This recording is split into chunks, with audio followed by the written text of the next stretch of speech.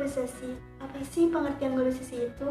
Globalisasi adalah proses mendunia di mana tidak ada lagi batasan-batasan antar negara.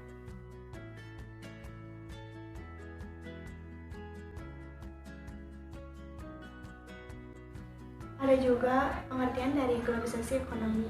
Globalisasi ekonomi dapat diartikan sebagai suatu proses yang terjadi pada awal masuknya ilmu ekonomi ke suatu negara, di mana ilmu ekonomi ini mencakup mengenai cara produksi, konsumsi, dan distribusi.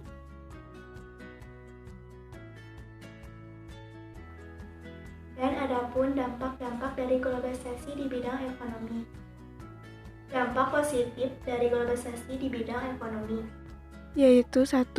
Bebasnya pasar tradisional. 2. Kemudahan dalam kegiatan ekspor dan impor. 3. Masuknya perusahaan asing ke sebuah negara.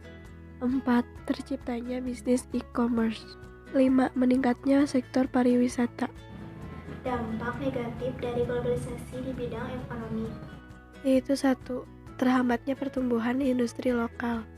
2. Kegiatan impor yang melebihi kegiatan ekspor. 3. Kesenjangan sosial meningkat. 4. Tumbuhnya kapitalisme. 5. Gaya hidup westernisasi. Assalamualaikum warahmatullahi wabarakatuh. Perkenalkan, nama saya Manuel Zen dari kelas 12 IPS 2. Saya akan melanjutkan presentasi dari teman saya. Selanjutnya yaitu permasalahan ekonomi akibat globalisasi. Kegiatan impor yang melebihi kegiatan ekspor. Pengaruh globalisasi di sektor ekonomi selanjutnya adalah meningkatkan kegiatan impor di sebuah negara, tetapi kegiatan ekspor cenderung menurun. Hal ini disebabkan oleh ketergantungan sebuah negara akan suplai produk dari luar negeri, sehingga negara tersebut tidak mampu bersaing dalam mengembangkan kegiatan ekspornya. Akibatnya, industri produk yang berasal dari dalam negeri akan kalah bersaing dan menghilangkan kecintaan terhadap produk lokal, sehingga perlahan mematikan perusahaan-perusahaan di dalam negeri.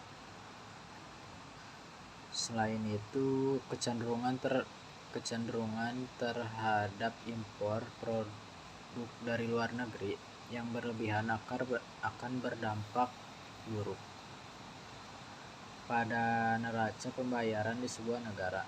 Tentu hal ini harus ditindaklanjuti oleh pemerintah.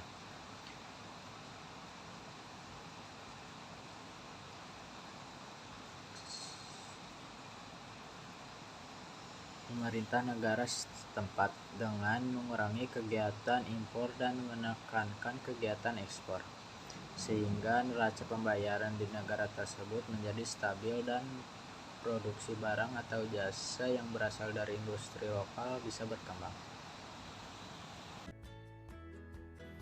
Adapun upaya pemerintah untuk meningkatkan ekspor dan mengurangi impor yaitu sebagai berikut. Upaya meningkatkan ekspor.